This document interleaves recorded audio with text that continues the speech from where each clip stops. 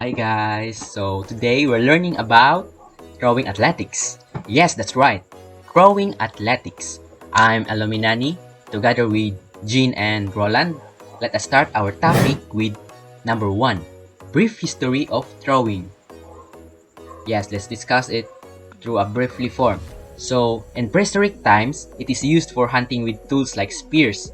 Then after that, it evolved in ancient civilization through adapted in activities like in Greek Olympic, discus and javelin events. Then it transformed into the Middle Ages that it applied in warfare techniques. And after that, it evolved to modern era like our today that it integrated into diverse sports and PE curricula. So for that, in summary, throwing evolved from a survival tool to a foundational skill in modern sports and education. So number 2, let's move to number 2. It's nature of the game of throwing. So first, from its motor skill that involves coordinated movement of muscle and power of precision that requires a balance of strength and accuracy. Then technique, centric proper form is crucial for effectiveness and safety. Then foundation, a basic skill fundamental to many sports and activities. So for that, in essence, throwing is a coordinated motor action balancing power and precision, fundamental to various physical activities. Next, let's talk about court and dimensions. There are four throwing athletic sports that are widespread: shot put, discus, hammer, and javelin throws. Shot put, discus, and hammer throw all follow the same formula: stay within the circle. For shot put and hammer throw, the inside diameter of the circle should be 2.135 meters, while 2.5 meters for the discus throw. The objects thrown in this sport shall stay between two lines that stem from a 34.92 degrees sector on the circle's origin. For the javelin throw, the athletes run up a runway 30 meters of minimum length and thrown as far as possible inside an arc of an 8-meter radius circle. Next, let's talk about the fundamentals. For the four sports, the fundamental skills needed for an athlete to thrive are grip, arm placement, footwork, and core strength. The grip on the thrown implement is essential for control and accuracy. Athletes must develop a consistent and strong grip to ensure that the implement leaves your hand with the desired spin and trajectory. The positioning of the arm is vital for generating power. In javelin throw, having a firm arm in the right form allows the javelin to carry the athlete's momentum into its trajectory.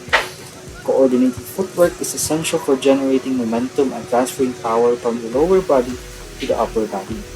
And core strength is fundamental for stability and power generation. Hello everyone, I am Jane Albert Cuenga, and now we will talk about the rules and terminologies in throwing athletics.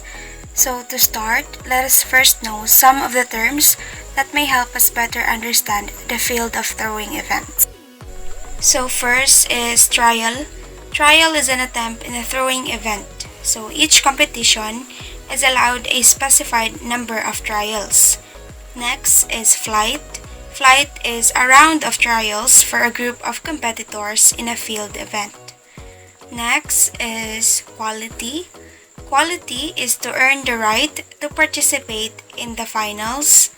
And the last term is foul throws. So foul throws is a throw which is counted as a trial but not measured because of rule violation.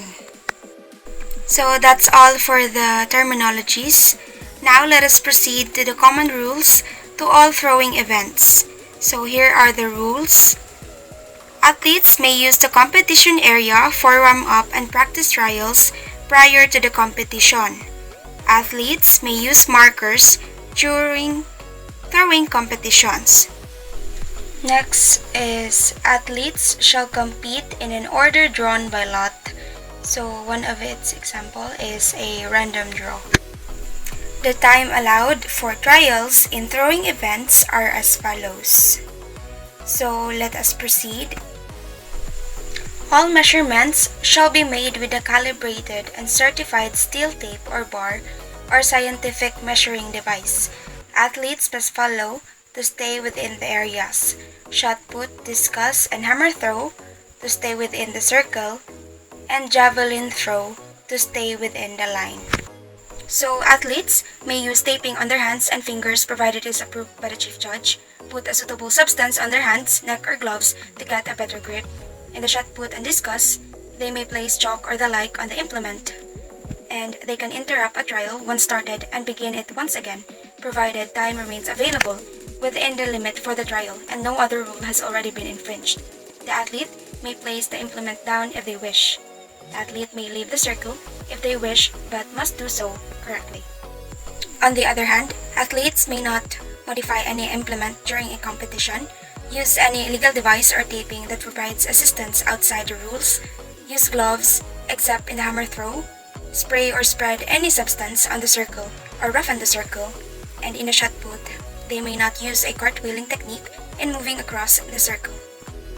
So that's all for the rules and terminologies in throwing athletics.